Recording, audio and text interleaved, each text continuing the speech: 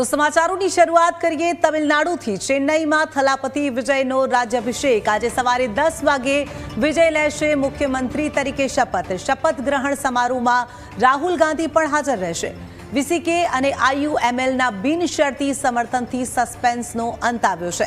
બહુમતી માટે 118 ધારાસભ્યો સામે વિજય પાસે 120નું સમર્થન આવી ચૂક્યું છે। ટીવીકેના 107, કોંગ્રેસના 5 અને ડાબેરીઓના 4 ધારાસભ્યોનો ટેકો વિજયને મળી ચૂક્યો છે।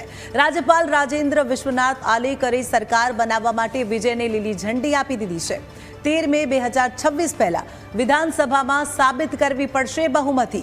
અભિનેતામાંથી નેતા બનેલા વિજયની ટીવીકે બની સૌથી મોટી પાર્ટી। સવારે 10 વાગ્યાના શુભ મુહૂર્તમાં શપથ લેશે।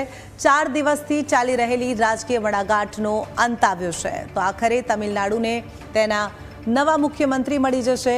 આજે વિજય મુખ્યમંત્રી તરીકેના શપથ ગ્રહણ કરશે। 2 દિવસથી જે વડાગાંઠ ચાલી રહી હતી કે તમિલનાડુના નવા મુખ્યમંત્રી કોણ, તેનો આખરે અંત આવી ગયો છે। અન્ય પક્ષોનું સમર્થન મળતા હવે વિજય આજે શપથ ગ્રહણ કરશે અને મુખ્યમંત્રી તરીકે પદભાર સંભાળશે। કોંગ્રેસ સહિત 5 પક્ષોનું સમર્થન મળ્યું છે। વિજયને 120 જેટલા ધારાસભ્યોનું સમર્થન મળ્યું છે અને તેણે 120 ધારાસભ્યોનું જે સમર્થનનો પત્ર છે તે રાજ્યપાલને સોંપ્યો। અને ચૂંટણીમાં વિજયની 2 વર્ષ જૂની ટીવીકે પાર્ટી સૌથી મોટી પાર્ટી બની છે।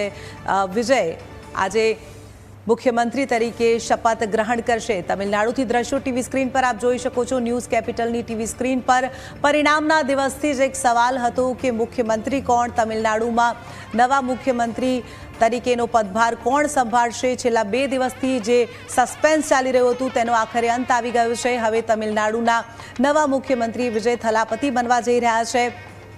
બહુમતીને લઈ અનેક સવાલ હતો, તેમને બહુમતી મળી ચૂકી છે। ધારાસભ્યોનું સમર્થન તેમને મળી ચૂક્યું છે। વિજયને મુખ્યમંત્રી બનવા માટે 118 ધારાસભ્યોનું સમર્થન જરૂરી હતું અને તેમને 120 ધારાસભ્યોનું સમર્થન મળ્યું છે। કોંગ્રેસ સહિત અન્ય 5 પક્ષોનું સમર્થન વિજયને મળ્યું છે। લાઈવ દ્રશ્યો ન્યૂઝ કેપિટલની ટીવી સ્ક્રીન પર આપ જોઈ રહ્યા છો। 10 વાગે વિજય મુખ્યમંત્રી તરીકે શપથ ગ્રહણ કરશે। તમિલનાડુના નવા સીએમ તરીકે પદભાર સંભાળશે વિજય। અને આ તમિલનાડુથી સીધા જ લાઈવ દ્રશ્યો ન્યૂઝ કેપિટલની ટીવી સ્ક્રીન પર આપ જોઈ શકો છો। તમામ તૈયારીઓ થઈ ગઈ છે અને હવે બસ 10 વાગ્યાની સૌ કોઈ રાહ જોઈ રહ્યું છે। તમિલનાડુમાં એક ઉત્સાહનો માહોલ છે કારણ કે તમિલનાડુની જે તમામ જનતા છે તેનો પ્રેમ પરિણામના દિવસે જ આપણે જોઈ લીધો। પરિણામના દિવસે જ આપણે જોયું કે ટીવીકે જે માત્ર 2 વર્ષ પહેલાં જ પાર્ટી આવી છે, ખૂબ જ નવી પાર્ટી છે, તેને ભરપૂર પ્રેમ તમિલનાડુની જનતાએ આપ્યો છે અને તેનું જ આ પરિણામ છે કે આજે વિજય મુખ્યમંત્રી તરીકે પદભાર સંભાળી રહ્યા છે। તમિલનાડુના નવા સીએમ બનવા જઈ રહ્યા છે અને તે માટેનો કાર્યક્રમ છે આજે। આ સીધા જ દ્રશ્યો ન્યૂઝ કેપિટલની ટીવી સ્ક્રીન પર આપ જોઈ રહ્યા છો। તો આજે વિજય તિલક થવા જઈ રહ્યું છે। વિજય ઉત્સવની તમામ તૈયારીઓ થઈ ગઈ છે। કહેવાય રહ્યું છે કે કોંગ્રેસ નેતા રાહુલ ગાંધી પણ આ કાર્યક્રમમાં હાજરી આપશે। વિજય જ્યારે મુખ્યમંત્રી તરીકે શપથ ગ્રહણ કરશે ત્યારે અન્ય પક્ષના નેતાઓ પણ આ કાર્યક્રમમાં ઉપસ્થિત રહેવાના છે તેવા પણ સમાચાર। કોંગ્રેસ અને ડાબેરી પક્ષોનું સમર્થન વિજયને મળ્યું છે। વિજય રાજ્યપાલને 120 ધારાસભ્યોનું જે સમર્થનનો પત્ર છે તે સોંપ્યો છે અને તેમની બહુમતી હવે 13 મે સુધીમાં સાબિત કરવી પડશે। ચૂંટણીમાં વિજયની 2 વર્ષ જૂની ટીવીકે જે પાર્ટી છે એ આવી છે અને જે સૌથી જૂની પાર્ટી હતી તેને પછાડ આપી છે, તેને હારનો સામનો કરવો પડ્યો છે।